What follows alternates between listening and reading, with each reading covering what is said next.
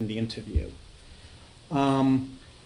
It also became concerning to us in it for a couple of other reasons. One of them was that during most of the time when it was being withheld, there was a lot of things about that statement that you could look at as being exculpatory when you look at it in the sense of a capital case. The statement, if Melvin Brown's statement, if believed with it, had him playing a lesser role in the case than Sarah Redden was claiming, because he said he struck her one time as opposed to being involved in the actual stabbing and fatal wounds. And also, and this is not insignificant, it talks about remorse. And this is a capital case. And issues of remorse are been recognized as such and therefore required to be disclosed as part of Brady information. When Sarah Redden changed her story, that issue, the statement became clearly inculpatory. It became a statement that put him more involved in the case, more present, more doing something than any other witness had at the time. And then it was disclosed with it at all. We also were concerned that there was nothing at that point talked to us about concerning whether there was any type of deal, although he was obviously in jail. So we went and started doing what I think was the due diligence that any attorney in a capital case would do. We pulled his file, saw that he was a man charged with trafficking, drug charges, and that sentence had been, and that was facing a mandatory minimum sentence, a mandatory sentence, wasn't even a minimum, a mandatory sentence, and that had been then given 20 months less for substantial assistance. We, at that point, we weren't sure, what that was for, but we wondered, since it was so close, but it was based on the statements of Travion Smith. We, as I think was discussed earlier here, I went with my investigator and I interviewed Melvin Brown in the Department of Corrections, and he indicated that it was indeed for his assistance in Travion Smith's case that he had been given that deal. That had not, that at the time we wrote this motion, that had been not disclosed to us at the time.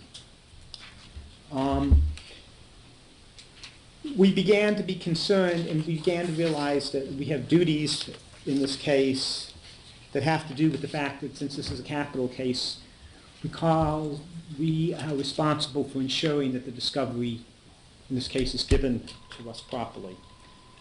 So we filed the motion with it. And we filed it on August 24th, 2015. On September 3rd, 2015, after we filed it, we were hand-delivered additional discovery that included additional information about Melvin Brown.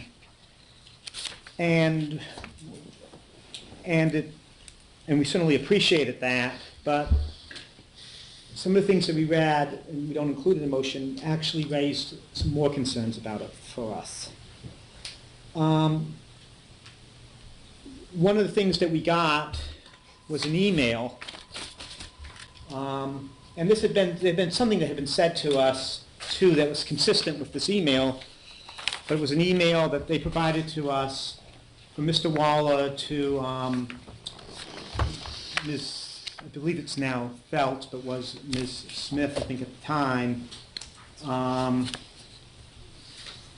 saying that they were not going to turn over the statement to us until Melvin Brown was out of jail and into the Department of Corrections. And this was dated February 12, 2015. For us, the concern about that was that we had been told on several occasions, you've gotten all the discovery except for that in the lab reports. I think that one of the concerns that they may express is for safety. They didn't want to turn that over. But I would submit to you that that cannot justify turning over information that's required to be turned over under the statute, and under the United States Constitution in this case.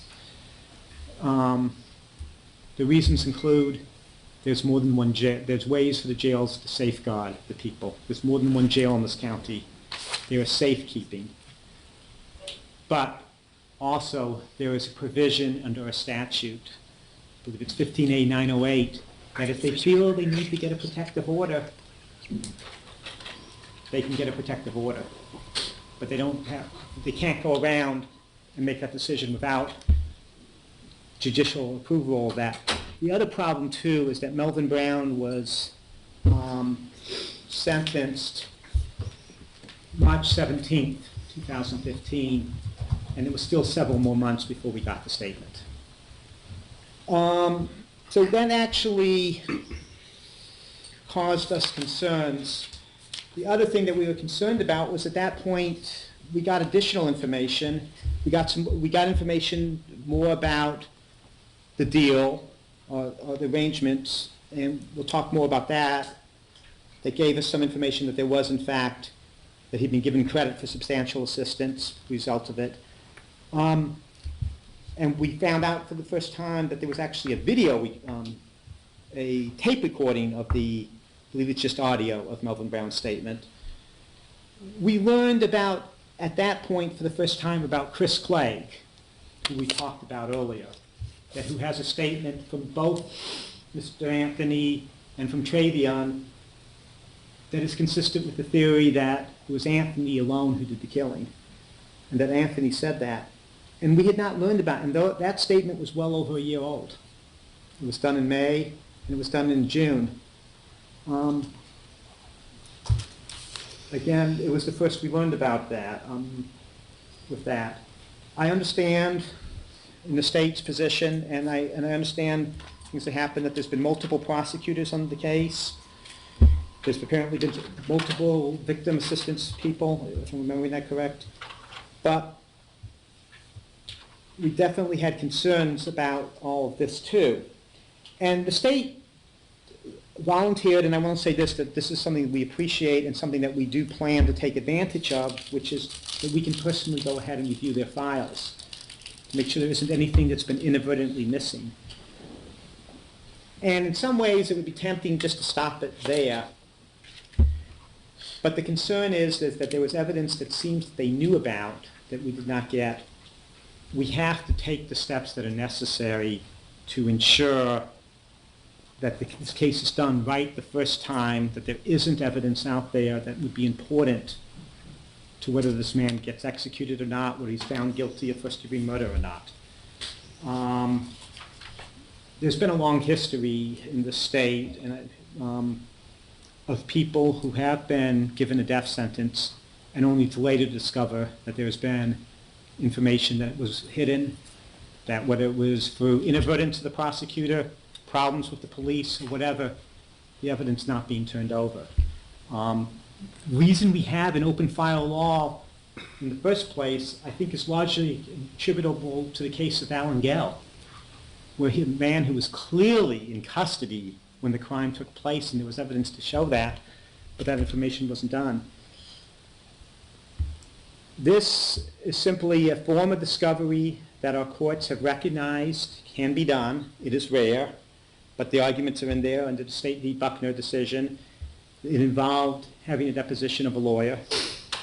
It is rare, but I think it's something this court should consider under all the circumstances as a way of ensuring that all the discovery in this case is done properly, and that if there are any actions this court should take to ensure that it's done, that'd be in the best position to do so.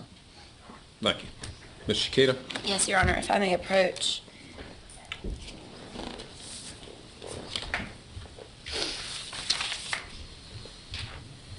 Your Honor, to give you some background again of our position of the timing of when things were handed over, there were some concerns back when Mr. Brown was being debriefed by the state and Mr. Waller and Investigator Brady about his safety, some concerns, and so the decision was made between Mr. Cruden and Mr. Waller, our office, to make sure that he was in the well, I'll let you read that first, sir, and Judge. All right.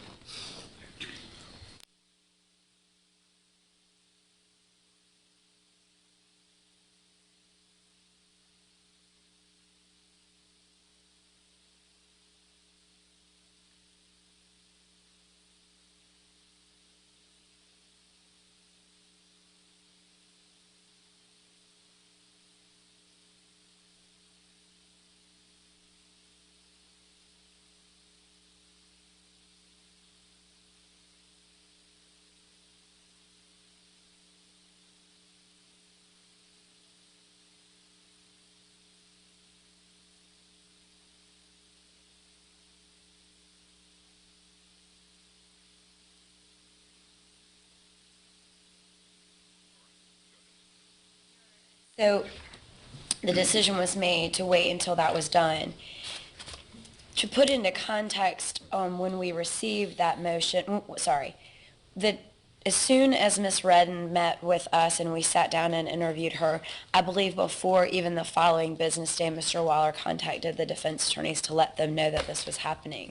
At that time, we looked back and realized that there were some things that might not have been given, and so at that point, we gave Mr.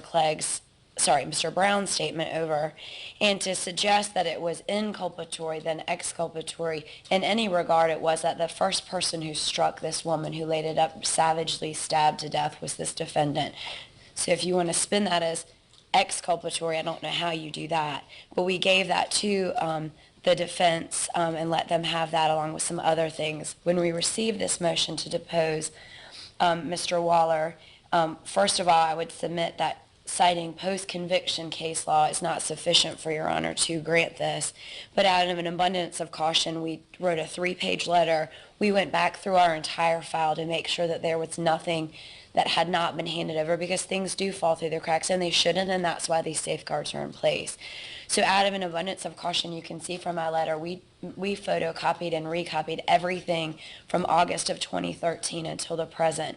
At the end of my letter dated November 2nd, I welcomed and asked them if they would like to come and review our entire file. We have an entire office set up for this case, and told them that they were more than welcome to do that. When we met again on October 2nd, I again said, don't forget, you're here. Do you want to come look and see what we have? Just to make sure that there's nothing that has been overlooked or that you don't have. There have been 3 different legal assistants and 3 different prosecutors in this case who are making decisions on this. And so we wanted to make sure that we are in compliance with the open file discovery, which our office has had for many years before the statute changed. And we pride ourselves on making sure that defense attorneys have open access to what we have. We had some safety concerns from Mr. Brown at that time, and this morning it was disclosed to us that this defendant threatened Mr. Brown when he saw him coming in this morning when we asked for them to be kept separate. So when you're looking about whether or not those concerns are legitimate, we felt that they were, and I believe that they still are to this day. You know, we want to make sure that people are safe as we're moving forward.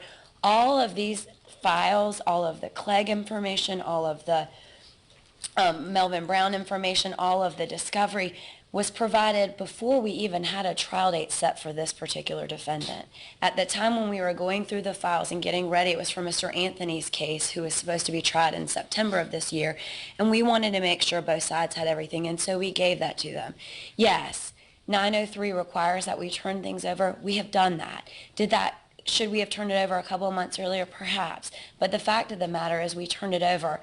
As a result of that letter, we tried to address each and every concern that they lay out in their motions, specifically why it was withheld. We told them that. The existence of additional exculpatory information, we gave them an entire copy of Mr. Brown's file, the court file, as well as our prosecution file. Existence of evidence currently known to the state but withheld from the defense. You see the list of information we made sure that they had. They wanted to know specifically what he said, that CD has been turned over. Any specifics regarding the deal, arrangement, or understanding has been provided. And so at the time that they filed this in August of 2015, perhaps those things were a little bit unclear. They are now not unclear, and we have gone above and beyond as officers of this court to allow them to come look at the file, to document why things were given when they were. So yes, at the time that this was filed, but they certainly didn't have to go forward with it. And if you think about the implications of requesting having a prosecutor be deposed, that turns Mr. Waller into a witness in this case potentially. And what would prevent a defense attorney down the road from asking for that just to get maybe they don't like Mr. Waller, maybe they don't like a particular prosecutor, to start allowing depositions of prosecutors in criminal cases when they are officers of the court who have tried as best we could to explain the history of events in this case. Again, it's no small feat to make sure that Your Honor understands we did not set a trial date for this matter until October. All of this information was turned over well in advance of their trial date, and they have it, and we have in 2 separate months asked them if they would like to come review our file just to make sure. If you don't believe what I'm telling the court now, come and look at it, and they have not taken us up on that. So I would ask Your Honor to deny the motion to depose Mr. Waller, in that 903 doesn't set out a specific timeline, but it also gives, obviously the defense has to have plenty of time to prepare their case. They have had these statements since July. The other information, once we realized they didn't have it since September, and that the remedy they sought has already been accomplished. So I would ask Your Honor to deny those, to deny their motion at this time. Mr. Brown? Nothing further. Nothing further. Nothing further. All right, I'm going to deny the motion for a deposition. I think that while I do agree that particularly the substance of the interview with Mr. Brown should have been provided sooner than 11 months after the fact, I believe that the steps that have been taken to remedy that and to cure any other outstanding discovery issues and to allay any suspicions that the defense may have that there may be more out there that has not been turned over. I believe that the steps taken by the state are sufficient to make the remedy sought in this motion unnecessary. So I'm going to deny the motion for a deposition and just remind the state of its continuing obligation to comply with the rules regarding discovery in this case.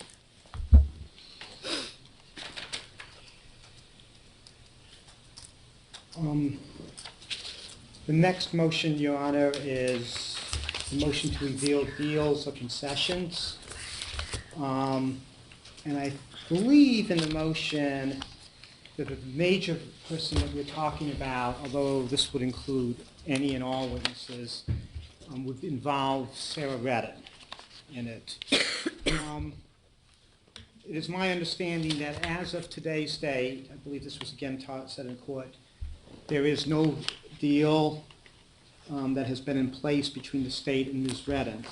At least she has not entered into a plea and that no plea has been finalized.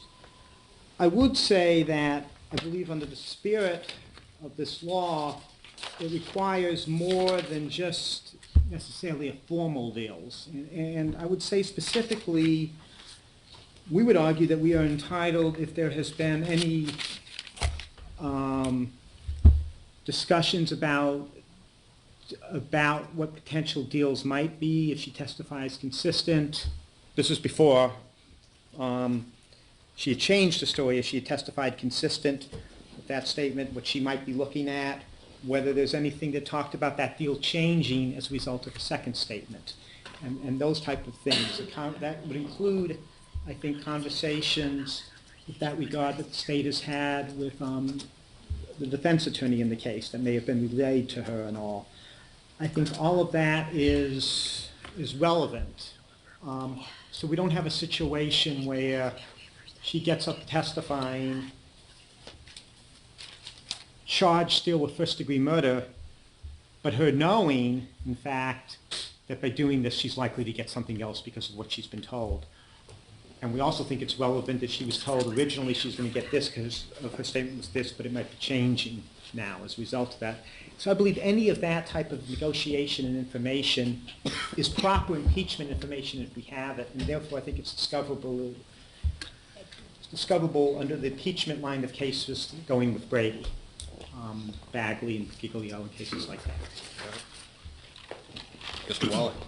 Your Honor, thank you. When we did the original debrief with Ms. Redden, it was made clear to her by Mr. Cruden, who was in charge of the case at the time, that no deals were on the table with her or for her or anything to that extent, that she would be testifying in this case without a deal in place.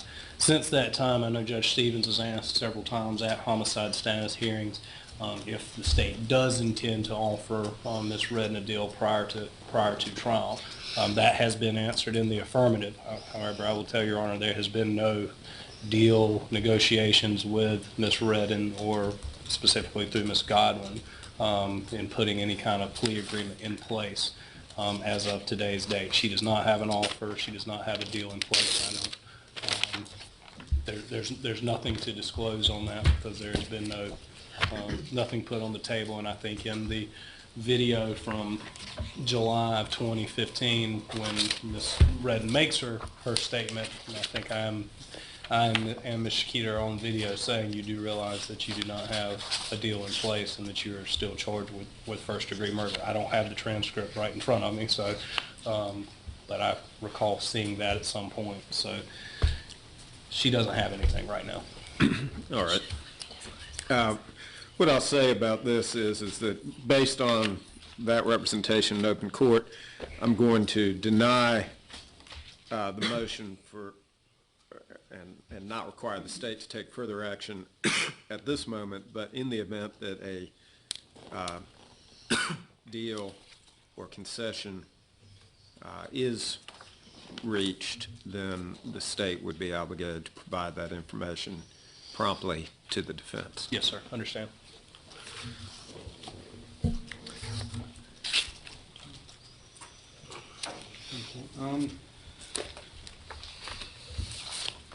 All right. The next motion. The next motion, and in doing this motion, I'm going to expand a little bit of what we are asking for. This has to do with Melvin Brown, and some of it has been answered, although some of it I think we still don't have all the information on. And that was the time we filed it, we knew that Melvin Brown. Which one are we? Oh, I'm sorry. referring to, This Mr. is Brown? motion to reveal the nature of substantial assistance received by state's witnesses. Is that Okay. Yeah, okay. Yeah. Sorry. I was going to say I have it as number 35, but that's my numbering. Is that the next one that you have, Yes. Donna? Okay, That's fine. I should make sure we're on. Yeah, let me make sure the state has it before I argue this one.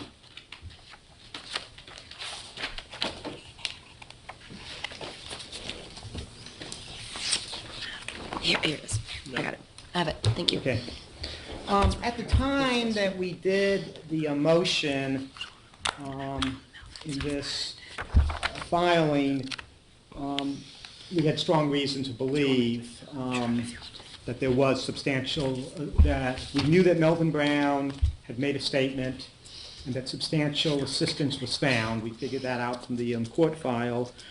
We talked to Melvin Brown, who indicated that it was for this case, but we wanted to have that verified with it. We filed the motion. There was an indication from them in the next discovery that they did believe that in fact it was because of the Travion Smith matter that he received substantial assistance. There's several things that we believe that we're entitled to know because we think it's relevant to credibility in this issue and on the issue of substantial assistance.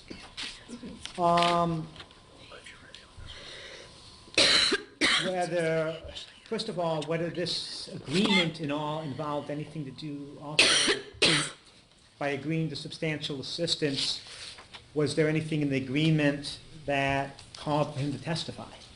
Not just giving a statement in the past, but this is substantial reflection of having to testify in the future. Whether it involved, was he also getting credit for any other type of things? Has he been someone who's tried to give testimony in the past, beforehand? And whether that evidence, at least there's a chance to figure out if that evidence was reliable or not, which could be in the fact that if he had given statements a lot in the past, that's something that someone can go to his credibility, and whether that information is proved reliable and unreliable, including the deal. I know that, I think that in order to, my understanding from both the statements that have been made here and from the file and all is, it appears that the actual agreements in dealing with Mr. Brown's case was done by a different district attorney than Mr. Waller. It therefore is very likely that this attorney knows a lot more about it than Mr. Waller does, or Ms. Shakita. That's fair. We understand that a lot of people in it. But under the responsibility of under Kyles v. Whitley, it's not seen as being different. It's all. One thing that I think is important, if this has been done or not done, I don't know for sure, and if there's been a representation that it has been done, and I missed it particularly, I do apologize, but I know they talked briefly, but they need to sit down and talk with them and make sure that they understand fully what the agreement was and was not for, in order to ensure that the defense has the information that it's entitled to under Kyle's v. Whitman. When you say they need to talk, you're talking about? The prosecutors in this case need to talk with the prosecutor who prosecuted Mr. Brown, if they have not done so. They may have done so, and if so, I'll trust that representation. But if not, I think it's important that they have not just a short, but a conversation that they make sure that they fully understand what it is, because they are charged with everything that prosecutor knows about. Right, I understand. And if I recall correctly, this was the proceeding in which the substantial assistance on the trafficking offense was allowed by the court. Yes. You don't have a transcript? We do have a transcript. That's in the motion. We actually only got it the last few days. Okay. We have a transcript of the hearing with it.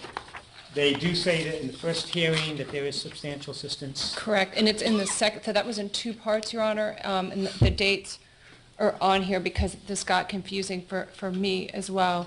But there was a date on which he pled, and then there's a later date so he pleads guilty on August 20th, 2014 to trafficking, and then he's not sentenced until much later than that. I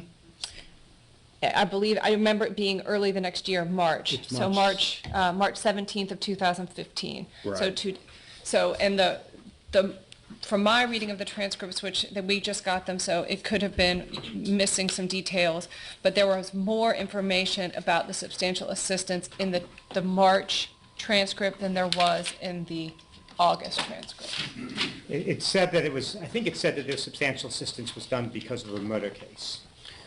But then in the sentencing one, they go into a little bit more detail. Well, do we have a copy of that March Yes. 17 transcript? Yes. We can get that for you. So I can approach. I just want to show before I approach. So I think that mainly is, there's two parts where they're talking about it. Past history, did the criminal interest press the crime?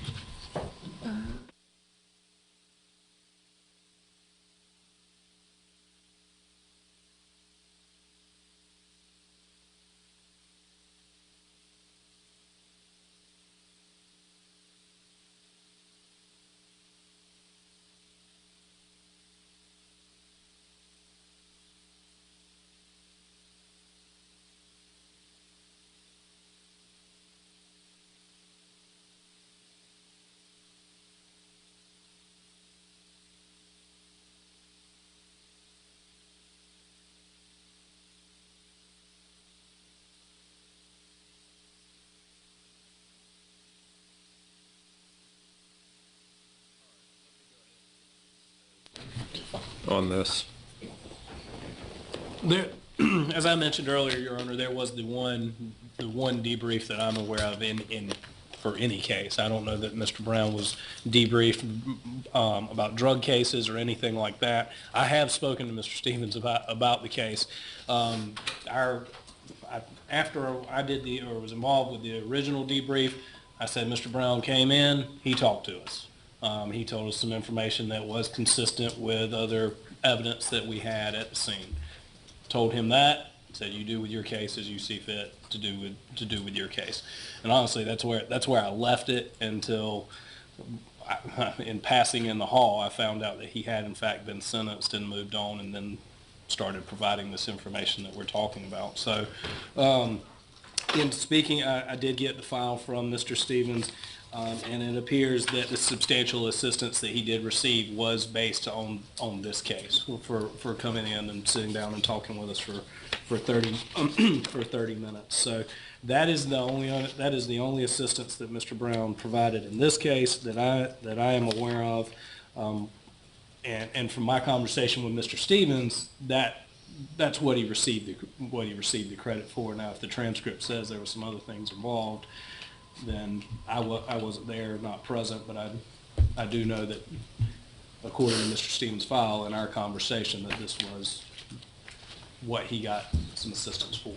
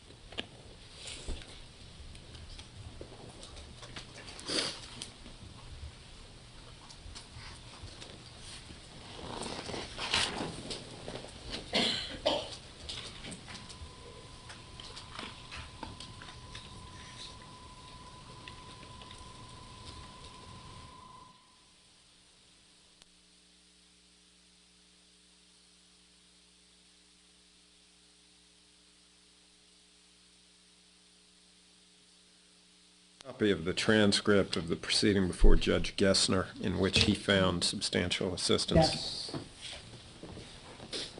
Again, this was also something that we received, I believe, in the last week.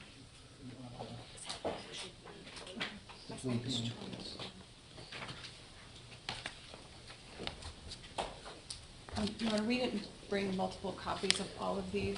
We got that. Okay. Yes, please. All right. Thank you. Just leave that up here for a second. That's all right. It's all right. I'll give them all back to you in a moment. But,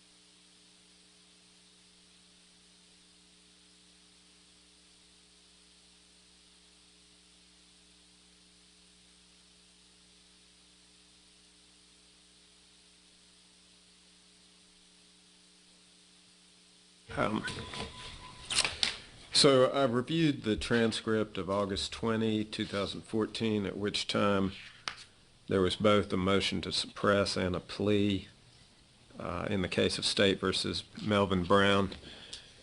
And then I've reviewed the transcript of a hearing that occurred on March 17, 2015 in the case of State versus Melvin Brown, at which time he was sentenced. It appears that Judge Gessner, in the August 20, 2014, made the finding of substantial assistance based upon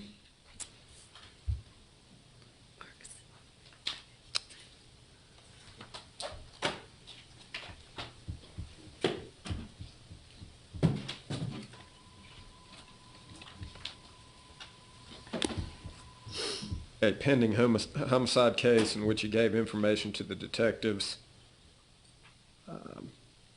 And as Mr. Waller indicated to me, and I'm quoting from the transcript, he was forthcoming, although the information he gave was not anything new, but it would certainly corroborate some of the information that was already known by the Raleigh Police Department. The potential he might at some point be called as a witness, although that is not anticipated by Mr. Waller. And on that basis, the prosecutor recommended to the court a downward departure from the presumptive sentence. Based on that substantial assistance, Judge Kinder Hill at the sentencing hearing accepted Judge Gessner's finding of substantial assistance and imposed judgment on Mr. Brown. Based on the record and what's represented to me, we have the representation of the state as to what substantial assistance was. It's corroborated and consistent with the record before the court, where the court actually made the determination of substantial assistance. There wasn't any reference to any other assistance, so I would say that I would deny the motion to make further, or to require further inquiry into the basis for the substantial assistance finding that was made by the court.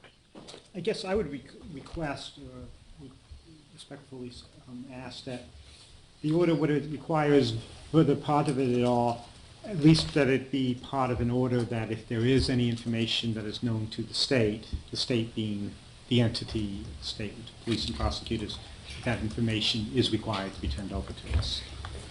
It sounds like now that we have the transcript and everything else, it's not necessarily that we're disputing that we don't have that information, but I think it's important that the record reflect that that is a requirement. And the only thing I would say about that, this is sort of a historic fact. I mean, the matter's been inquired into, and unlike the Redden situation where there may be a offer or negotiations that occur between now and the trial date, the substance of this motion is what was provided to Mr. Brown, and it seems to me that that inquiry has now been exhausted. I guess for my concern as someone who has been involved in post-conviction proceedings is I have to be concerned about this, so I'm going to raise this as a possibility of hypothetical situation. 10 years from now, we discover that there was more to a deal. I want the record to reflect that that was an obligation. I understand that they are representing, and I'm not doubting that in good faith that they have made the representation, and the record seems to reflect it. But I think it's important to say that we say that that was something that the court found should be done with it at all. So I understand the court's ruling that they don't have to do any further part of it, but I do think it just that it be ordered. They provide all evidence of substantial assistance. And I've done this in other cases. We've done that. The state has submitted, they've done all the information, and the defense says, and I think we will say this now, has no reason to believe otherwise, or some language like that. But the fact is, I think we are correct in the law that we are entitled to this information, and the fact, if this makes sense, the fact that it has been done, appears to have been done, does not change that fact under the law. To the extent the state learns of additional grounds for the substantial assistance finding, then the state shall provide that information to the defense. All right. Okay. The next one is motion to disclose exculpatory, et cetera, about co-defendant Rodney Anthony. Yes. One of the things that is, I think, is very clear, that at least from a sentencing perspective, and perhaps in the guilt-innocence perspective, is that I don't think that there's any question that a theory and a major part of our case is going to be that the most culpable actor in this case is Ronald Anthony. We made that clear in our motions hearings today, and that is our position with it. And we think that is information, that if there is information to support that, we are entitled to, as Brady information, for both not only guilt innocence, but as Your Honor knows, Brady applies to sentencing as well. So the information is that we are having here is, if there is information that is out there that is within the realm of the state's knowledge, that would tend to support a theory of Ronald Anthony being the more culpable person, including evidence about his history, and including evidence that even has to go to his mental health. If there could be things that in some ways may be mitigating if Ronald Anthony had gone to trial, but would more suggest that he would be likely to do such a horrible thing and all. In doing that, we certainly have gotten some information, part of the discovery about Ronald Anthony, and so that is certainly criteria for it and all. One of the things that I think that we are entitled to is, during the course of the negotiations, and I do not have any knowledge specifically that this happened. It may very well not have happened, but I know that oftentimes when there's negotiations, people disclose evidence about their client's mental health, with it in hopes of getting a better police situation. If that type of information was done to Ronald Anthony, and that type of information would be mitigating or exculpatory to Travion Smith, we believe that we are entitled to that information as well. If the state, and again, I'm not even aware if such information has been disclosed, feels some questions about whether they should turn that over immediately to us, I think an in-camera review of that information would also be a possibility as well. But that's what I just want to say about the motion. All right, thank you. Ms. Shikita. Your Honor, we've turned over the information that we've received regarding the facts of the case in anticipation, or in the days leading up to Mr. Anthony taking a plea to life life in prison without the possibility of parole. They have not provided any mental health records to us in any regard in negotiations. Essentially, he was ready to come in and plead guilty, and that's where we ended up. He may be a potential witness in this case. We don't know where we are going initially at this point. Obviously, if we learn of some information, we certainly will turn that over at this point, but there's nothing in our possession that has been provided by Mr. Zezatarsky or Mr. Gammon up to this point about his mental health or any sort of impeaching information or exculpatory at this point. Is there exculpatory or so information that was inculpatory in Mr. Anthony's case, the defense contends would be exculpatory in this case? Mr. Anthony points the finger at Mr. Smith. So in terms of that, I don't know of any in existence. And again, we've got an open file, so we've handed it all over to him. Well, and that's my question. Yeah. Is there any information that relates to the Anthony, and I'm thinking there probably is not, but is there any information that relates to the Anthony case that has not been provided to the defense counsel in the Smith case? No, every time we hand over discovery, it goes to Ms. Redden's attorney, Mr. Smith's attorney, and Mr. Anthony's attorney. Right. And obviously, as we move forward towards trial, should that change, we obviously understand our responsibilities under the law to turn over anything of that nature, and we'll be glad to do so. Right. So, Mr. Brown, let me ask, do you have reason to believe, I'm having a little trouble thinking through what might be information that you believe could exist. Do you have a specific? The type of information that we would think that would exist, I mean, obviously, there's information. I anticipate that everything connected to the crime itself has been given to us. The question would be things that would be relevant to like 404B. Or, for instance, Mr. Anthony was engaged in drug treatment at the time that this case was moving forward. So it would have been possible that his attorneys might have spoken to the district attorneys about some of the impact that drug use or abuse was having in his life at this time. So, and that's something that we know because they were going to meetings. He was going to a meeting during the, it's in the description. So that would be an example, but we do not have a specific thing that we would think exists, but just that in those negotiations, these are the type of things that come up. And I do agree they were coming from a substance abuse meeting right before this homicide occurred, but that's it. That's the only information we have in terms of Mr. Anthony's substance abuse, whatever. When we engaged with negotiations with Mr. Gammon and Mr. Zezatarsky, that was never brought up. all right, so based on the representations from the state in open court, it sounds like to me that the information sought by the probation has been disclosed. The state's under a continuing obligation to continue to disclose information that comes to its attention. And I think in the broadest sense, again, information that is inculpatory for Mr. Anthony becomes exculpatory for Mr. Smith and vice versa. So I think in the broadest sense, information that comes into the possession of the state ought to be disclosed to the defense to the extent that that information takes the form of confidential medical records. I would prefer to view those in camera unless Mr. Anthony waives confidentiality with respect to those records. Okay. Thank you.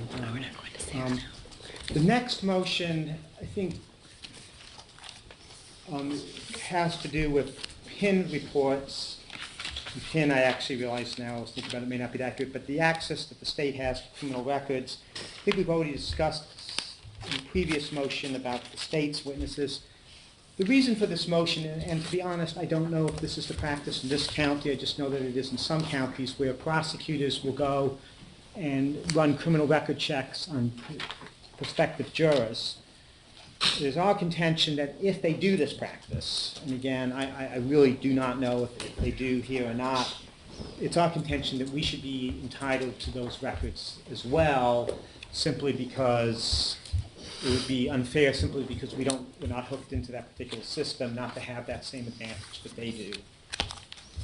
So just with respect to jurors, we've already talked about, I think, with the state's prosecution witnesses in the previous motion, so that's part of the witness. The second one is the defendant's witnesses. I will acknowledge at this point they don't know who our witnesses are with it, so I'm not arguing that aspect at this point. The one I am mainly concerned and what makes this unique about this motion is the one for jurors. Again, I don't know and it may vary from prosecutor to prosecutor. I do know that in some counties this is done, and therefore I thought it was important to file the motion at this point. what's the state's position on this?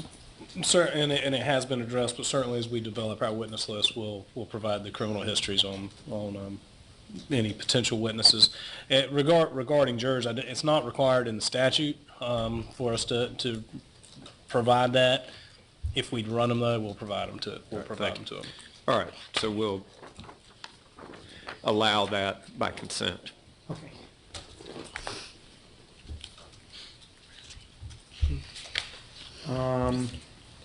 The next motion, if you just give me 1 second, Your Honor.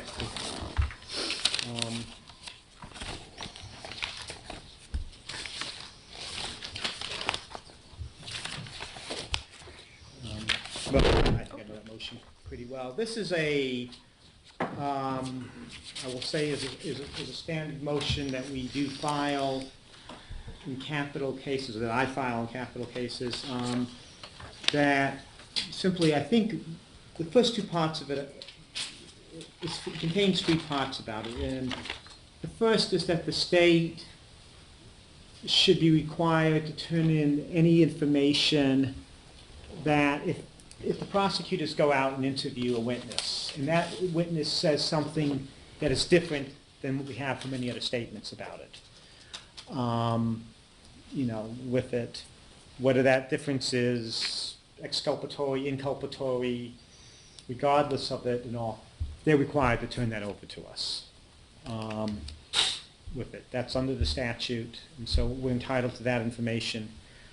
The second part of it, of that statement, is anything, even regardless of whether it meets the requirement of the statute, but that could be considered exculpatory, that is done, we are entitled, it doesn't matter whether it's told to the prosecutor, whether it's told to a police officer, if it's exculpatory, it needs to be disclosed to us with it.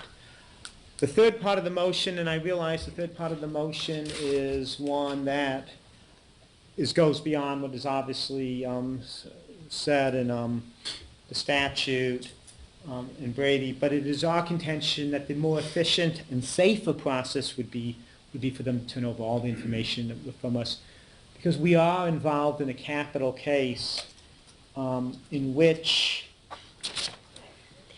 to be quite frank, if the state gets the ultimate goal in the case and tries to move towards a point where Mr. Smith would be executed, they're going to have to, under the post-conviction statute, turn that information over to us anyway. And we think it would be just more efficient and all to do that at this point as well. And that has to do with the State v. Bates case and the statute with that as well. So we're arguing that any statement that is made to them should be turned over to us, but particularly in the first two categories. Okay. All right. What's the state's position? Your Honor, obviously under 1 and 2, we are well aware of what our responsibilities are under the law, and we'll provide that to them. In terms of 3, I don't even know how you memorialize that. Often, just my practice, if I'm talking to someone who's not giving new information, I'm not writing it down because it's consistent. But we understand the obligation that we have with respect to following the statutes and under the case law involving Brady and exculpatory information, and we obviously understand our responsibility to preserve the evidence, which we'll get to later, which should encompass all of the things requested in this regard. All right, I'll allow, again, the state as represented understands its obligation under law as to items 1 and 2 of your request, Mr. Brown, and so those are allowed by consent. They have a continuing obligation to make such disclosures. I'm going to deny the request that you've identified as the third request to disclose all statements made to the prosecutor, even if the state does not believe the statement falls within the purview of the statute, Brady or Bagley.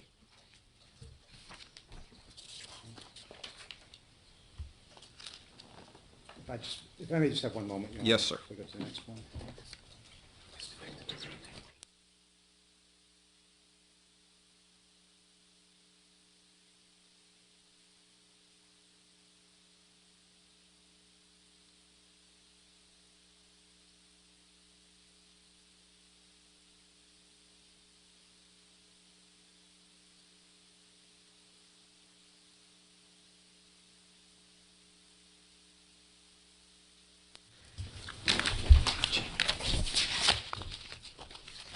What's her name? You want me to help you find it? Yes.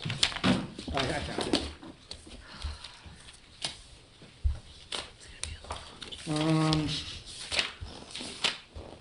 Your Honor, that motion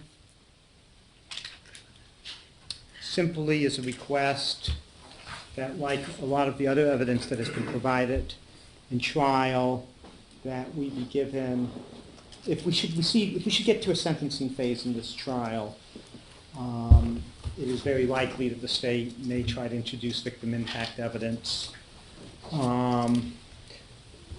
We would like to, we believe that we're entitled, for the reasons said in the motion, to be given a foreshadow of the discovery about that, including, the types of photographs and other types of evidence that will be used there. We realize that such evidence is very sensitive and very emotional, but it's important that we be able to have that beforehand. It's also the type of evidence that can sometimes be the subjects of motions in limine and all, and knowing what the evidence is beforehand, I think is a better process anyway to ensure that we don't have to have it as one filled with objections and all, but that we can begin to do the parameters that would make it the most appropriate beforehand. So we asked for the evidence that we requested in this motion. All right. I can tell you I'm inclined to reserve any ruling on this until if and when we get to that stage.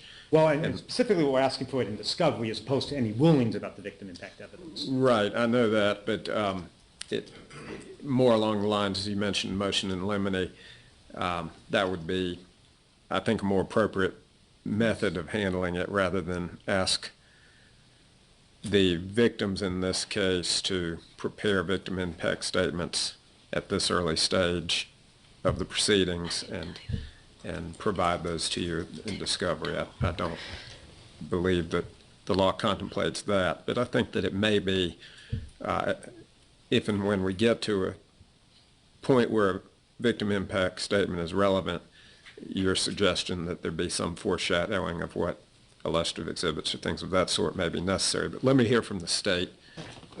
I agree with your ruling, Your Honor, and specifically under 15A 904A4, we're not required to provide victim impact statements at this time anyhow.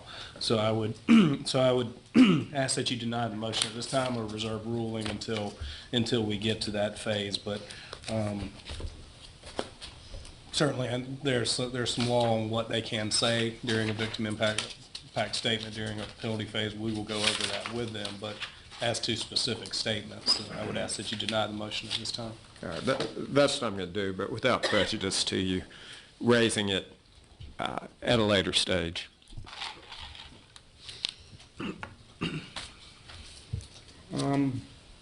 Your Honor, the next motion is, again, one that is fairly standard in my practice, which is to file, which is a motion for disclosure of evidence of prior bad acts or crimes, which the state contends are admissible under, 404B, 608B, 609, or any other rules. If they're going to be trying to argue prior bad acts, and we obviously, have gotten discovery that has included Mr. Smith's record, but if there is information out there that they're intending or plan to end up using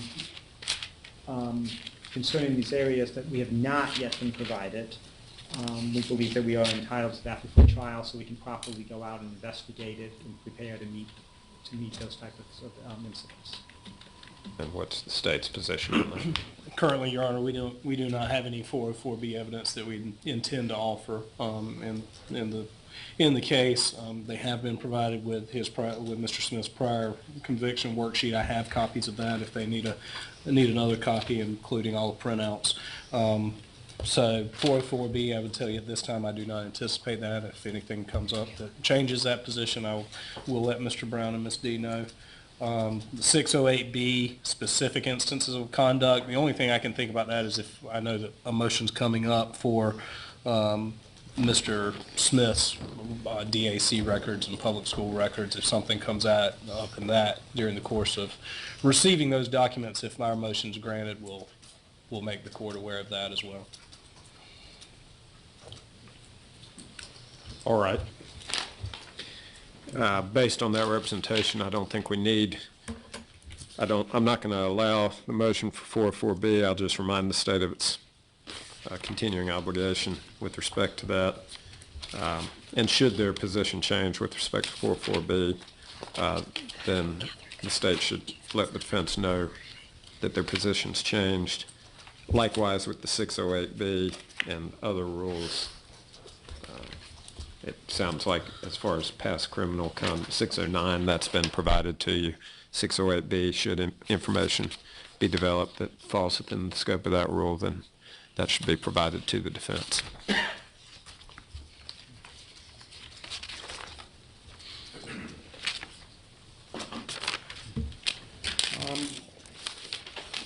Your Honor, the next motion is the motion to disclose penalty phase information. This again is assuming is done, information that we need to prepare in case we reach the second phase of this trial. In going through that, there's a list of things that we believe that we are entitled to, both under the statute but under the Constitution, and our right to due process, and under the Eighth Amendment's guarantee against cruel and unusual punishment. We do recognize, starting on page 3 of this motion, we have listed 4 items, and 4 has several categories which we believe that if the state is in possession of, and that has not been previously disclosed to us, that we are entitled to. And again, to reemphasize, when we are talking about the state under Kyle's v. Whitley, we're talking about the broad state and not just the 2 prosecutors that are sitting here with it and all.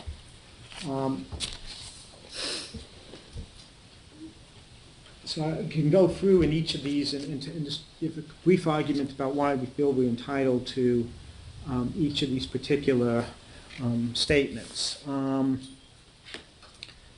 One, any evidence concerning any of the statutory aggravating factors listed in 15A 2000E. This is different. I think we're going to be addressing a motion later concerning the bill of particulars for aggravating circumstances, asking them to list it.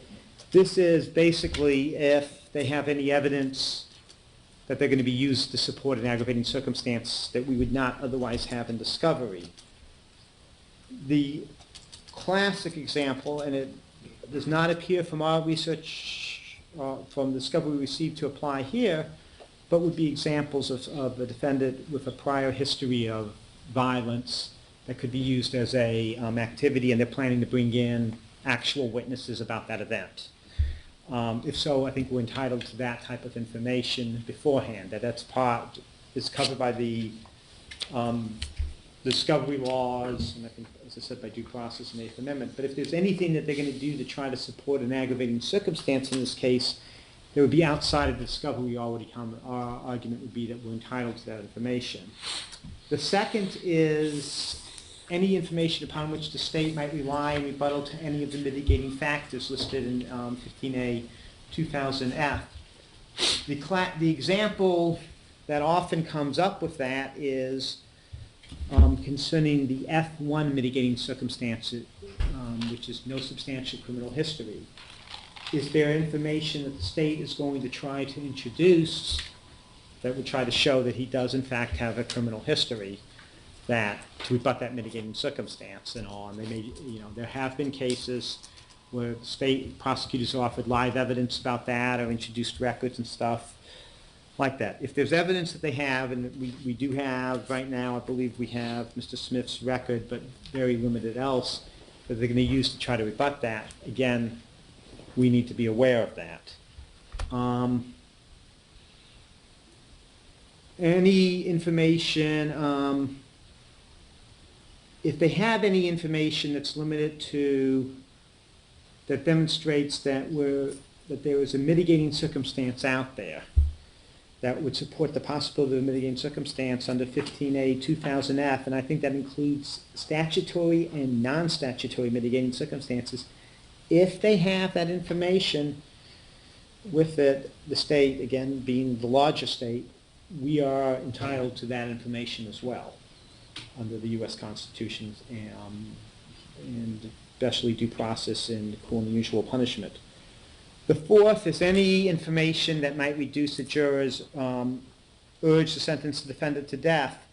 And it lists several different categories if they have any type of information to support that.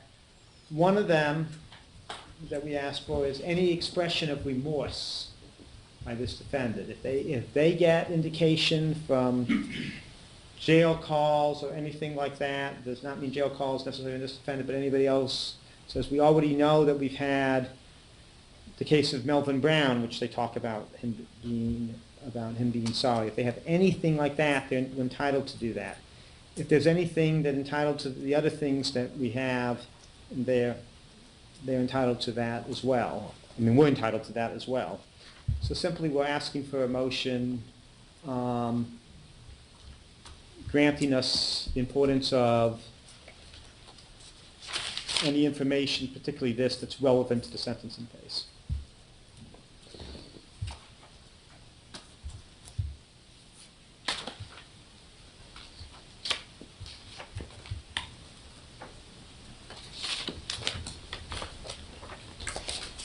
All right, what's the state's position on this?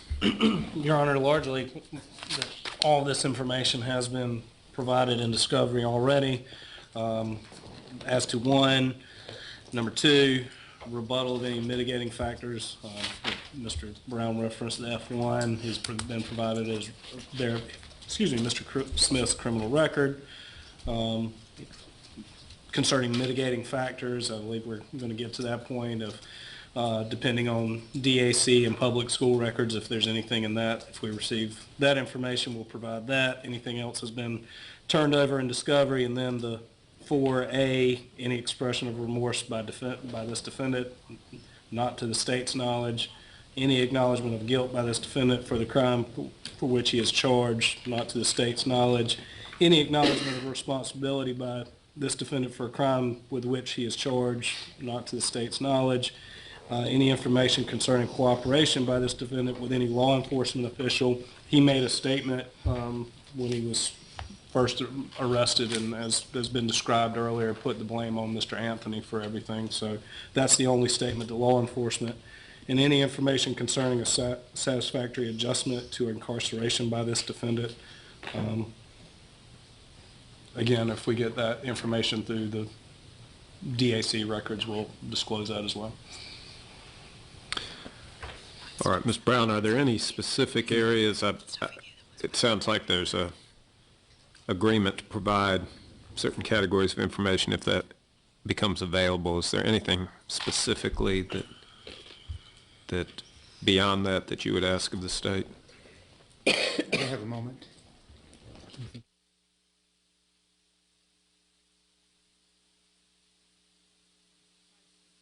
In the motion, there's nothing that we can think of specifically, Your Honor. So again, Mr. Waller, the two categories, you're awaiting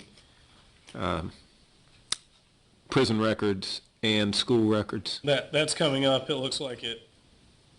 Number 19 and number 20, the state's filed a motion for Mr. Smith's Wake County public school records, and then motion for division of adult corrections records. All right, and so you're representing that if and when you receive those, you would provide that information? If we provided the jail, Yep. those letters of state.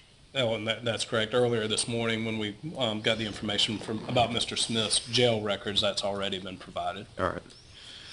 All right, so again, this is one of those motions that I'm going to, based on the representations in open court, I'm going to deny the motion other than to simply note that the state has a continuing obligation to provide these categories of information to the defense if and when it becomes available to the state. Yeah.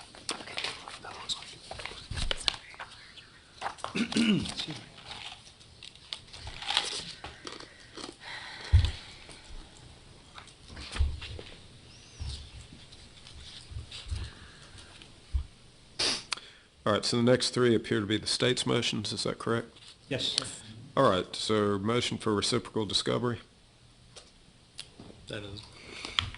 Yes, Your Honor, we have filed that and would request that if there's anything that, nothing's been provided to us yet, so if that comes available, we would ask that it be All right, Mr. sent our Brown. way. We take it.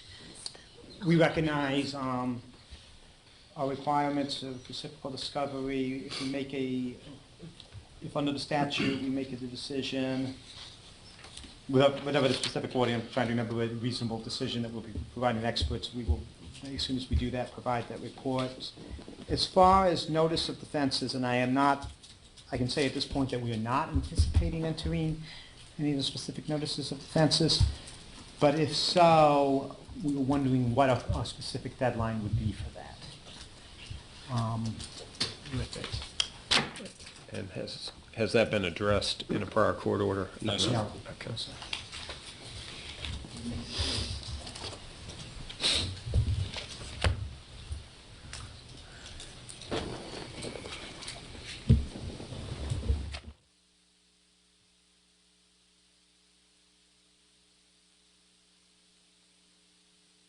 If you would like us to confer for a moment and try to reach out an agreement ourselves, we could do that as well. I think so, not knowing the nuances of the evidence. I don't know what defenses may be likely to be asserted, if any are asserted, and some would take certainly more time to allow the state an opportunity to develop evidence rebutting those defenses. So I think if you all conferred and perhaps suggested a deadline to me, then that might be the easiest way to I think that would start. be the way, and we can either do that. If it would not be a problem, I know we have to meet, no matter how we fare on the rest of the motions, at least tomorrow morning. If it would be okay with you all, if we just talked first thing in the morning. That's fine. I think this would be one that we'd be able to agree on. Right. Okay. Good. Then, based on the representation in court, I'm going to deny the motion, but just simply, upon the, just simply remind the defendant of its statutory obligation to provide reciprocal discovery if and when that discovery becomes available. I'm going to do that when we get to this. The next two relate to the state's motions for school records and then Division of Adult Correction records. Judge, and I did these. Typically, we just send subpoenas for those, but given the nature of this case, I didn't know if they had an objection, so I thought we would address those in open court. I'm certainly glad to get those and provide copies unless they feel like it's something that needs to be reviewed in camera by Your Honor. Mr. Brown? Yes, we would actually strongly object to this motion with it, and at least in the following grounds with it.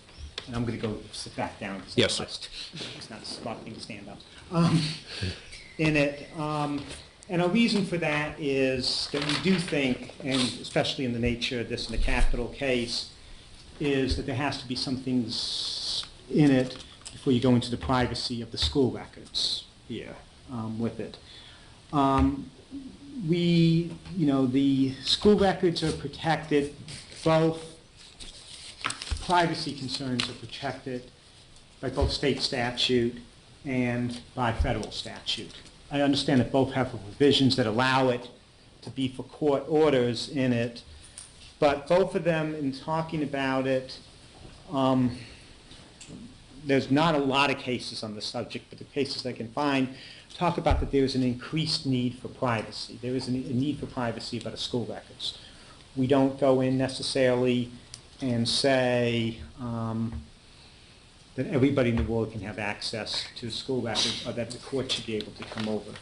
They have to show a particularized need for it. First of all, going to the guilt-innocence phase in this case, it is hard to imagine what could be in the school records to Mr. Smith that would be relevant to the guilt-innocence phase. It's also hard. They've made no particularized showing about anything regarding the school records in Mr. Smith's case that could be relevant to the sentencing phase, other than the fact that there was a reference to him being in special needs classes. And it actually, to me, invokes the concerns that they talked about in Atkins v. Virginia, that people would try to use the fact of a person. One of the reasons they decided in that case we cannot allow the death penalty for the intellectually disabled or mentally retarded, is how it was referred back in 2002, because some jurors might view that as aggravating. It seems like if you're going to be trying to have the state have access to that records, it's the fear that they would try to use it in sort of the aggravating way that the court seemed to be concerned about. But the idea is that there needs to be this protection, extra protection of it. They've made no specified showing. I would argue that when we asked for the records of the folks there, we talked about particular concerns about what may have to do with the witnesses' credibility. We talked about specific incidents at school and things like that. That's not been shown here. We also asked for the process, which was mentioned there, that the evidence be reviewed in camera, because it would have been inappropriate for us to get the records directly sent to us. because of the privacy concerns, just like we think it would be inappropriate for it to be directly given to the state in this case. The third difference, and I think it's an important one, and it may seem unfair, but it is a society, is that Ritchie and the laws that provide us the ability to invade a person's privacy and protections in order to get this evidence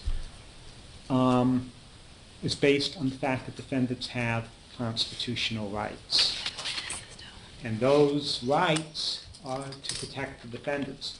The Constitution is a protection for the defense. There is not a similar constitutional right for the state or for the prosecution, primarily in a situation when they haven't shown anything to show that they need this type of information in type of the case. So we would argue strongly, most strongly, that the stuff should not be given directly to them from the schools. With it, I do have, the case that I have that talks about this is the only one that I found that was most, I will say, is only a district court out of New York, which is under Rios et al. Versus Reed, that talks about the increased need for privacy and that. In the state of North Carolina case, I just may have a moment, the only case I could find that addressed a particular statute talked about, you know, could the defendant have the right to cross-examine them on the disciplinary records, and they said, you know, that went beyond what should be allowed because of the privacy concerns there.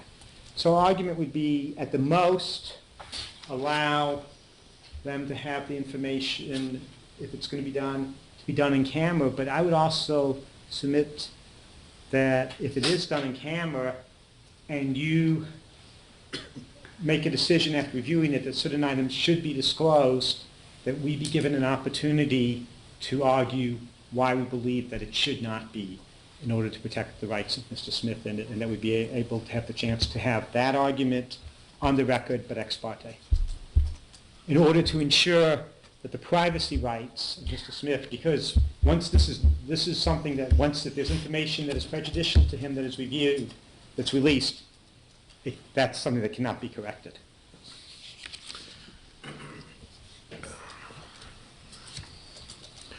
Well, I know we referenced at least part of these records in connection with the defense's motion to disclose penalty phase information. So, for example, those records which might indicate a satisfactory adjustment to incarceration. Well, I'm talking about the school records. I think the incarceration records is a completely different. All right. So you're. I'm going to address that one next, but I have to say that I have less of an argument with the incarceration ones. I do have some things I want to address with the incarceration aspect, but there was actual statutes concerning incarceration records. Well, I'm going to allow, I will review it in camera. That certainly would, that portion of the motion or the objection would be allowed. I'm going to allow the state to request the records of the Wake County Public School, direct that those records be delivered to my office. I will review them, and I will notify the parties in the event that I determine that any of the records are relevant, either inculpatory or exculpatory. I will notify the parties in advance of my ruling and give you an opportunity to be heard.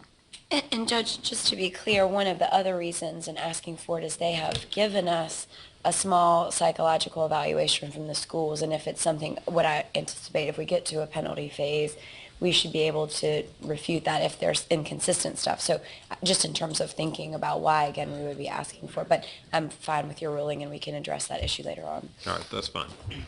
All right, let's go to the Division of Adult Correction Records. Your Honor, again, we've provided this morning some records for both Mr. Anthony and Mr. Smith's Wake County Detention Facility disciplinary records, and as I mentioned earlier, I'll be glad to get Ms. Redden's to them as well. I would ask Your Honor to allow the state to either review those or to get an order releasing those directly to the state and to the defendant, or again, in the alternative, to review those in camera, especially given what Your Honor just referenced about in terms of whether he's adapted well to his setting and those types of things.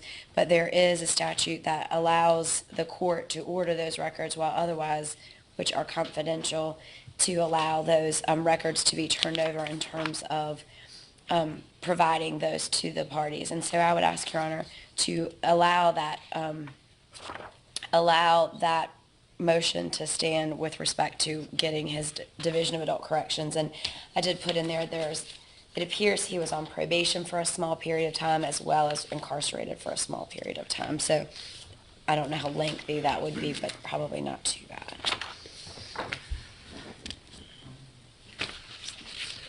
Your Honor, I would, Yes, go ahead. I would say that an in-camera review would be our preference for this material as well. The major concern I have with it, recognizing the statute and everything else, is that prison records, of course, include medical and sometimes psychiatric records. My concern would be why that should even, I guess, get more scrutiny in an in-camera review is because of concerns such as HIPAA and other types of concerns in that regard with it. The rest of it, I do think it is appropriate for you to review it in camera and then make a decision ruling with it. And that's all I have to say with that. All right, so I'll allow the motion of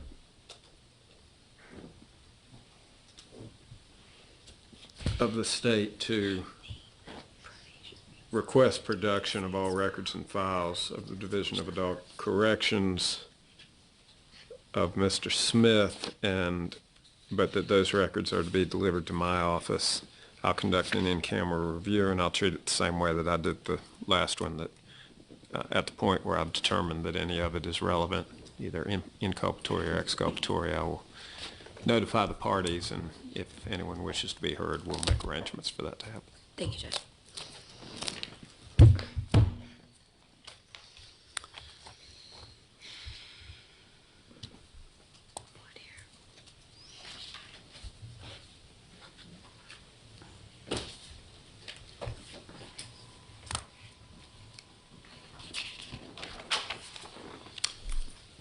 All right, it's about 5 minutes past 4. My intention is to just go on for another 25 minutes and then we'll recess for the afternoon. And so it looks like the next two motions deal with jury issues. So, Ms. D. Thank you, Your Honor. I had a brief opportunity to speak to Mr. Waller and Ms. Chiquita early this morning to sort of see kind of how close we all were on these next two motions. So I will let you know as I'm moving through this next section sort of where we all are together as well as what we were asking for in our motion. So, Your Honor, we filed a motion requesting individual voir dire on sensitive subjects, sort of a hybrid form of voir dire, and that would still be our preference. In speaking to the district attorneys this morning, I believe that their preference would be to have it be entirely individual voir dire, because they just, and I don't want to speak for anybody, but I believe that it was sort of that the idea that hybrid doesn't save any time, really. So that there is really no purpose in choosing hybrid over fully individualized voir dire. Your Honor, I would say that I understand that there are lots of things that can happen that we all have no control over. I have secured leave on March 14th. And I have another capital trial set in April of next year. And so when this case was set for the first of the year, part of the reason it was set for the 4th and not for the middle of the month was so that we would hopefully have a significant period of time It is my belief that hybrid voir dire is slightly more efficient than fully individualized voir dire. But the important thing from our perspective is that we have the individual voir dire on the sensitive subjects, and I think everybody's in agreement about that. And so I guess my request on behalf of the defense would be just for you to decide however you think it would be best for it to be done, recognizing that our request is for the hybrid form and their request is for fully individualized. All right, let's hear from the state on this issue then. We were going to ask for individual voir dire for the entire thing. I think the main concern is the amount of excuse me, publicity this trial has received. You can have a juror up there say something, and then you taint a whole panel up there at one time. And then, of course, then on the death qualifying questions as well, you hear one juror hears something that stays in their mind, and they kind of use it to, everybody starts using that excuse to get out of jury service in this case. And I think with individual voir dire, you limit that exposure, and people will be a little more free to talk when it's just them in the jury box at that time. But that would be our preference, but we are leaving it in your discretion as well as to what style you would like to use. And Your Honor, the specific areas we were worried about were anything related to publicity, capital punishment, mental health, child abuse, and race. So in our request for it to be individualized on sensitive subjects, those were the subjects. All right. I'm going to take this one under advisement and think about the different alternatives that we may use. I'll just leave it at that, and I'll consider the different alternatives and let you know well in advance of trial as to what the process will be. All right. What about questionnaires? Have you talked among yourselves on that issue as well? We have, Your Honor, and when we filed the motion this past October, we attached a questionnaire, and when I spoke to Mr. Waller and Ms. Chiquita this morning, they said that they were in agreement that it would be advantageous for us to have a questionnaire as part of the jury selection process in this case, and that at first blush, this proposed questionnaire was at least pretty close to where we would probably all end up, and we can exchange ideas until we come up with a questionnaire that both sides are satisfied with, if that would satisfy Your Honor.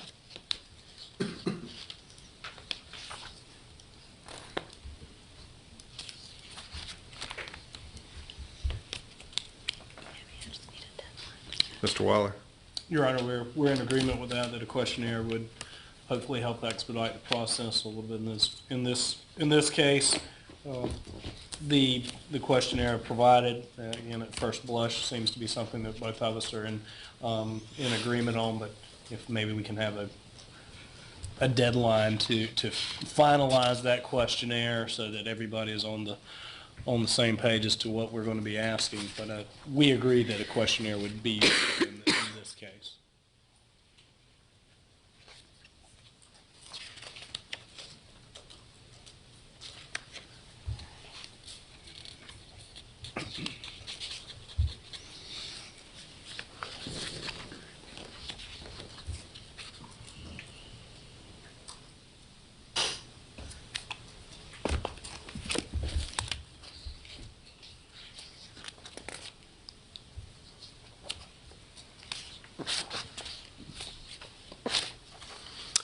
All right, I'll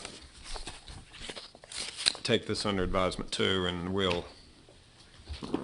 I'll outline a procedure promptly. Thank you, Your Honor. In the next two motions, Your Honor, I don't think anyone, I shall not make them any longer than they need to be.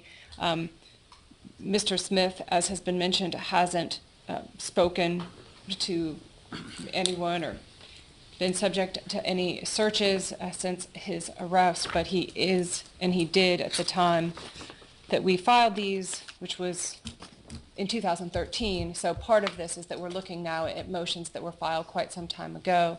But he did assert through us in 2013 his revocation of any prior waivers and his assertion of his Fourth Amendment rights. Your Honor, that is the motion that appears at R number 23. And then similarly, he revoked his prior waivers and asserted his Fifth and Sixth Amendment rights, and that's at our motion, or our item number 24. State wish to be heard on this Yes, sir. motion. All right, they're noted for the record. Thank you, Your Honor. And then, Your Honor, the next motion on the list is a motion for a bill of particulars for the aggravating factors in the case. And again, this was referred to in passing a minute ago. And Your Honor, this is one where I think it's easiest to sort of say at the outset that we recognize that a bill of particulars is not required by the jurisprudence, but that one of the things about a capital trial, and it's one of the quotes that you hear all the time, is that death is different. And the state's not required to produce a bill of particulars, but it's our position that it is still a best practice, and it would just provide the added safeguard of Mr. Smith having notice of exactly what aggravators were going to be alleged by the state in the penalty phase, and give him every opportunity to be prepared to confront that evidence and confront those allegations by the state when and if we get to that phase of the trial. All right, for the state. Your Honor, I'd ask that you deny the motion relying on State of North Carolina versus Garcia, which is 358 MC 382. In that case, the court denies a bill of particulars, one, as to the aggravating circumstances, or cites case law that denies a bill of particulars as to the aggravating circumstances. And I don't know if we've combined motions a little bit. I had a motion to compel state to disclose felonies intends to use in support of felony murder. Is that a separate? I don't have that on the list. Okay. That But we have. we did file We that. did file that. There Okay. are other motions that were filed that, We did that one. yeah, we can hear that one if you'd like to hear that one now, Mr. Waller. I like to. Yeah, that's fine. That's fine. Okay. Go In ahead. any event, the argument's the same, that a bill of particulars is not required for aggravating circumstances, nor is it required that we disclose the felony under which we intend to proceed under the felony murder rule.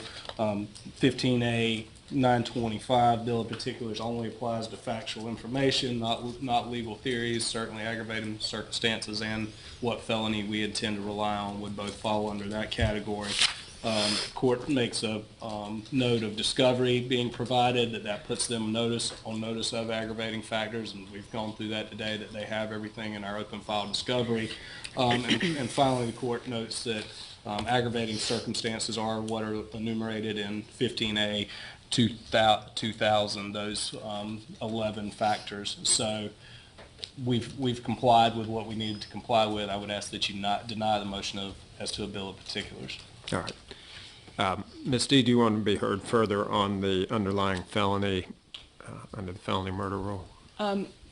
No, Your Honor. I mean, I think, again, it's one of those issues of what is required and what goes the farthest to ensure the greatest amount of protection for the process. And so it's our position that that would likewise be a practice that would ensure that everyone was on the same page, everyone knew exactly what the state was seeking to prove in the course of the trial. But like with the prior motion, I also recognize that that there are precedents that say that that's not required. All right, then I'm going to deny the motions. But you obviously have the discretion to do Right. it, which I'm going to deny the motions on both of those issues, on the bill of particulars for the aggravating circumstances as well as the underlying felony.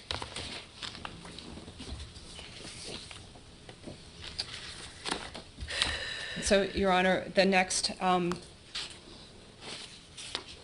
motion that is in the stack, and again, a lot of these are from prior sort of motions filing periods where we didn't necessarily know what all of the specific issues were going to be now when we are approaching the eve of trial.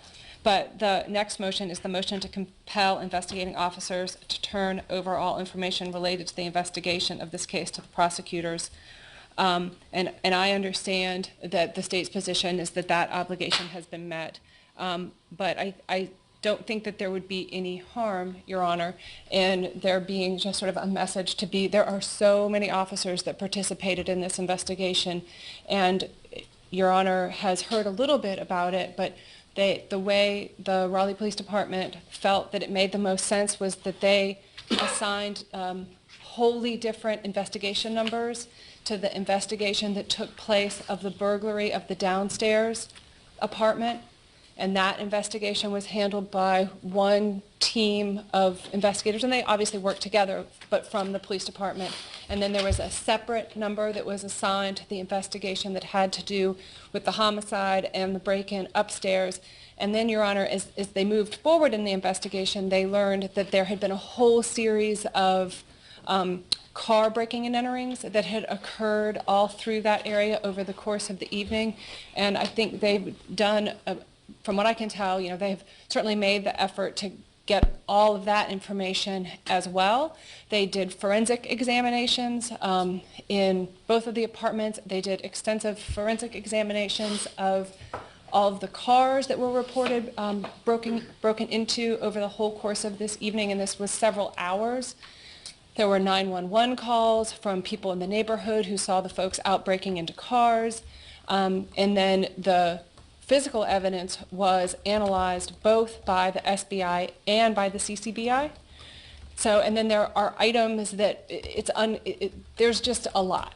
So I don't think that it's just a pointless exercise to ask for the court to just issue an order that says, we understand that everybody has really tried, but everyone in law enforcement that was involved in this case, if there's something that you meant to turn over, or there's something, this is the chance that we just want to make sure that we've gotten everything, because it was a very complicated investigation. Ms., do you wish to be heard? No. I mean, obviously, and Detective Braid is here on behalf of the police department. We've made sure the SBI has turned over information. Mr. Waller caught that. We had not gotten them all the CCBI stuff because of the dual numbers, but we will remind them of their ongoing responsibility. I'll make it a court order that all law enforcement involved in the investigation of this matter turn over any information that they have relating to this information to the prosecutor. And I just want to make sure, so we do have some CCBI that had duplicate numbers that we haven't gotten? No, that's what we fixed. That's what we fixed at the beginning of the year. Okay. That was, but if you know of any, if you know of anything like that, let me know. But that was The problem originally? the problem originally that I think has been remedied. Okay. Well, I'm sure. I know it has been remedied. Okay. So, All right, motion to preserve state files. Yes, Your Honor. So this, it is our hope to come soon. When we went in October, to have the meeting that we had with Mr. Waller and Ms. Shakita about sort of moving forward and whether or not there was any sort of chance for resolution. When we had that meeting, she was kind enough to remind us that we needed to come in and do the discovery review, but we needed Ms. Winston, who's sitting behind me in green, to come with us because She's far more organized than we are. So we will make the appointment to do that file review soon. And perhaps when we do that file review, we can make this additional copy and put it on disk or jump drive of everything that's been provided to the defendant, because that's what this motion is asking for. Actually, I misspoke. I'm thinking about a different motion. This is just for the state to preserve its file so that if anything happens in post-conviction, everything will still be there for the post-conviction lawyers. Any objection? No. All right, it's allowed by consent. Okay. And Your Honor, the next Right. motion that we have filed, and there are a lot of related issues in numbers 28, 29, and 30. Right. And I will try not to repeat myself, or I could start in the morning on all of them. Right, that's what I'm thinking, that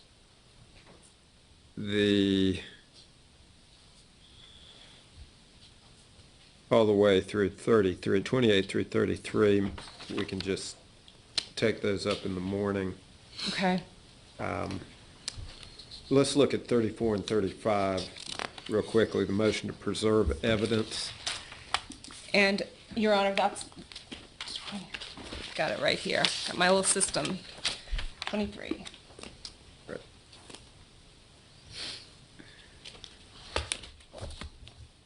And, Your Honor, this is, again, looking back,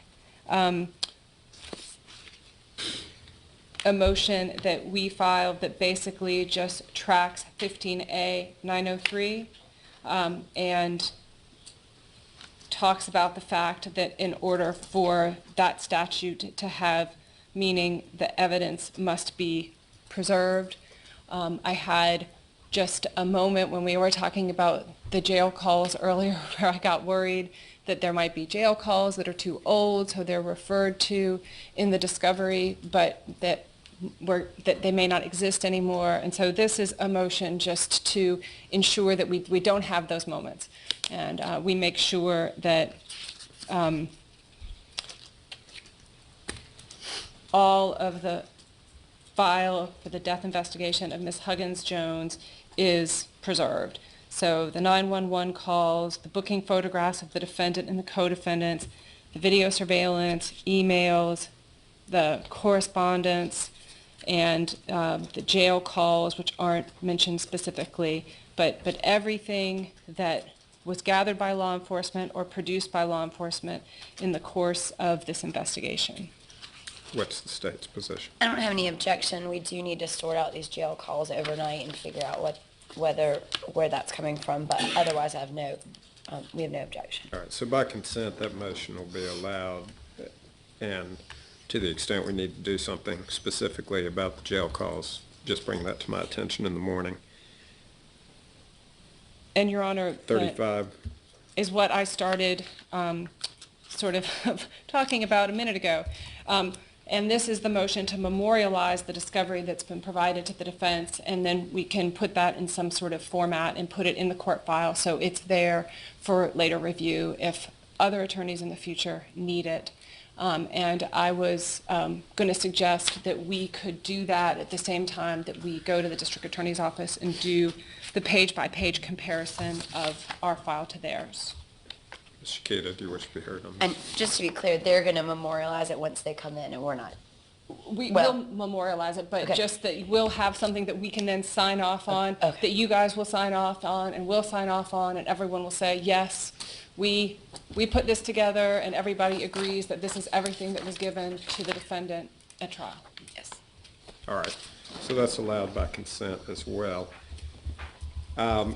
36, I'll say, that's one that I'd like to take under advisement, just looking at it pre-selection instructions for potential jurors. That would be one I'd be inclined to consider with the other two that we talked about. But do you want to tell me briefly what you're asking for there?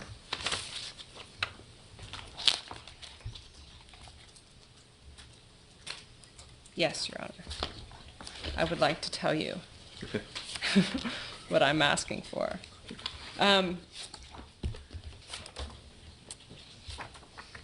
So, Your Honor, what, if I recall correctly, having not written this, but having read it fairly closely, but I believe the sort of thumbnail of this would be, Your Honor, is that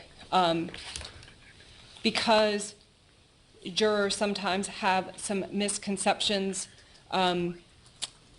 when they come in for jury selection, particularly in a capital case, about what's going to disqualify them or what would not disqualify them, that we would have a pre-selection instruction to potential jurors in this case, again, something that everybody could agree on, that would sort of give them some framework from Your Honor about the fact that they, some of the reasons that they might not be automatically excluded, that they might think before they come in, and just sort of to give them that broad overview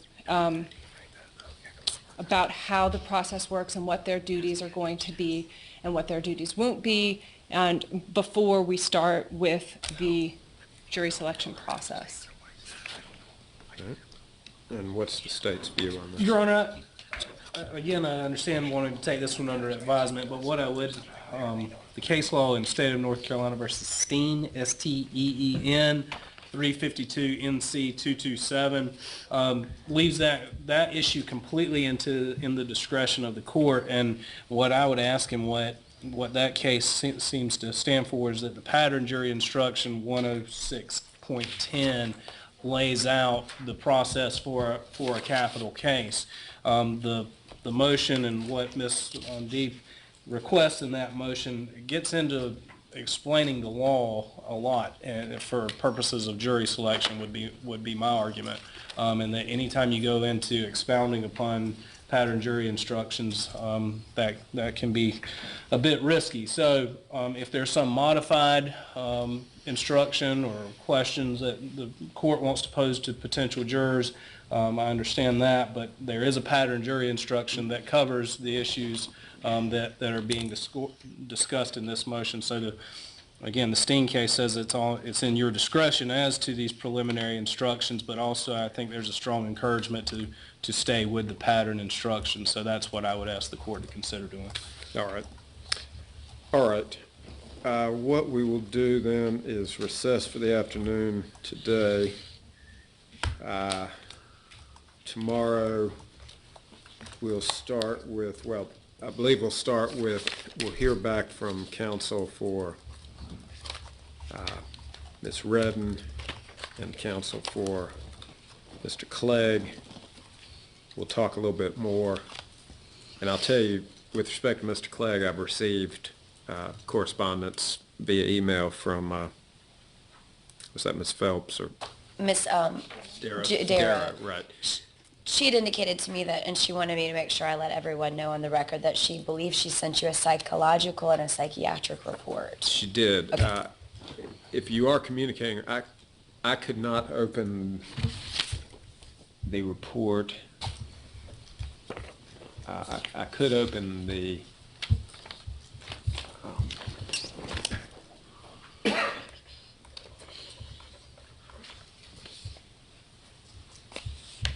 report. I could not open the Dr. Hilke's report, and I haven't had time to play around with it to see whether I could. Okay, I'll but let her it know. did not open immediately when I initially tried it, and I haven't had time to look back at it. Yes, sir. But that's where I am on those. But anyway, we'll do that first, and then we will move on to the motions that we didn't reach today. All right, so 9:30 tomorrow morning. Thank you, sir. Here, court stands in recess till 9:30 tomorrow morning. God save the state and Honorable Court.